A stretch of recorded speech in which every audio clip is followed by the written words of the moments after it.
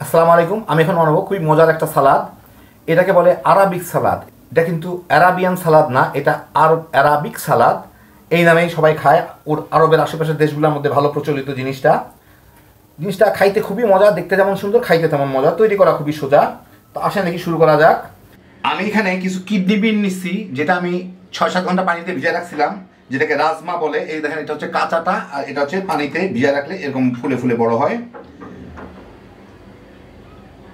70-80 টাকা করে বাজারে কিনতে পাওয়া যায় কিডনি বিনগুলা। তো এগুলো আমি ভিজায় রাখছিলাম। এগুলাকে আমি একটু সিদ্ধ করে নিব, একটু পানি দিয়ে আর একটু লবণ দিয়ে কিছুক্ষণ জাল দিলে এটা সিদ্ধ হয়ে যাবে। আমি এখানে সব জিনিসপত্রগুলো কেটে নিয়েছি, আমি আপনাদের বলে বলে দিচ্ছি। সবগুলা হচ্ছে প্রথমে লাগবে আধা কাপ করে আমি দিচ্ছি। আধা কাপ দেই পাতাকপি কুচি করা, আধা কাপ সবুজ ক্যাপসিকাম, আধা কাপ লাল ক্যাপসিকাম, এখন এটা খুঁজে পাই নাই, আধা কাপ পেঁয়াজ ঠিক একইভাবে কাটা, এইভাবে সবগুলো এরকম ছোটো ছোটো কুটি কুটি করে কাটা, দেখে নেন ভালো মতো কাটটা, চারকোনাতে ডাইস করে কাটা আর কি, ছোটো ছোটো।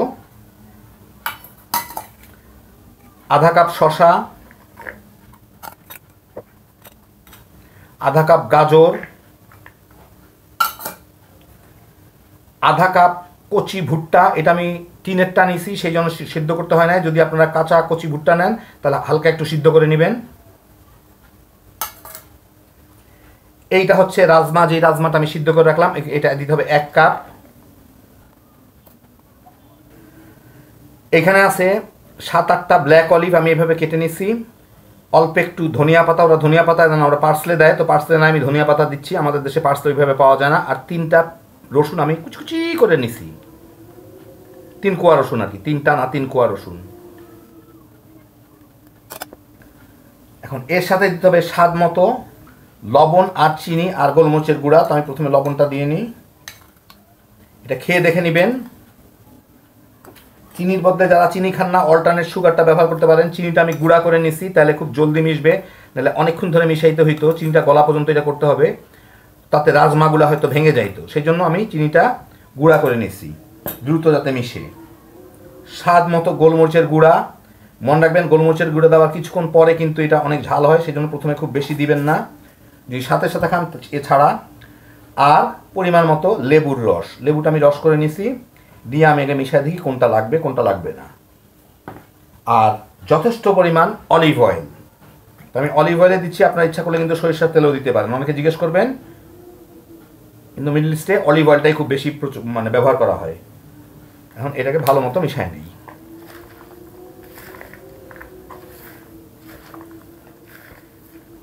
মিশলো বোধহয় মোটামুটিভাবে।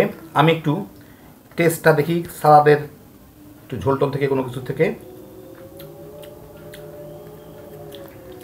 অল্প একটু লেবুর রস লাগবে, যেটুকু আছে দিয়ে দিই। তো হয়ে গেল আমার আরাবিক সালাদ। তো আমি আপনাদের একটা বাটিতে ঢেলে দেখাচ্ছি। তো এই দেখেন, হয়ে গেল আমার দারুণ মজার আরাবিক সালাদ। সত্যি খুব মজার জিনিসটা, কিচ্ছু লাগবে না, এমনি খেয়ে ফেলতে পারবেন। জাস্ট চামচে করে উঠায় উঠায় এমনি খেয়ে ফেলতে পারবেন।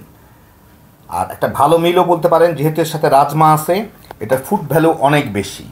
শুধুমাত্র সালাদ হিসাবেও না, একটা মিল হিসাবেও এর ফুড ভ্যালু অনেক বেশি। তো যারা মাংস খাইতে খাইতে টায়ার্ড হয়ে গেছেন, কিংবা একটু ডায়েট ধরনের কিছু করতে চান, তারা একবেলা একটু এই সালাদটা খেয়ে দেখতে পারেন। ইচ্ছা করলে এর সাথে আপনারা চিকেন কিংবা ছোটো ছোটো মাংসের টুকরাও দিয়ে নিতে পারেন, তাও মনে হয় ভালো হবে। খুবই সুন্দর একটা জিনিস। আর তেলটা আমি যা দিলাম, অলিভ অয়েল নাকি স্বাস্থ্যের জন্য ভালো, যাই হোক, ভালো খারাপ হোক, আপনার ইচ্ছা করলে কম দিতে পারেন। আর তেল কিন্তু এর গায়ে লাগে না, সব তো নিচেই পড়ে যায়। আর লেবু যেহেতু আছে, লেবুর রসটা তেলটাকে অনেকটা ব্যালেন্স করে দেয়। হ্যাপি জোশের একটা আইটেম। তো দেখলেন কত সহজে বানায় ফেললাম। আপনারা খালি বানাইবেন আর তামা তামা করে খেয়ে ফেলাইতে পারবেন। আল্লাহ আপনাদের সবাইকে ভালো রাখুন, সুস্থ রাখুন, নিরাপদে রাখুন। ইনশাল্লাহ বেঁচে থাকলে আবার দেখা হবে। আল্লাহ হাফিজ।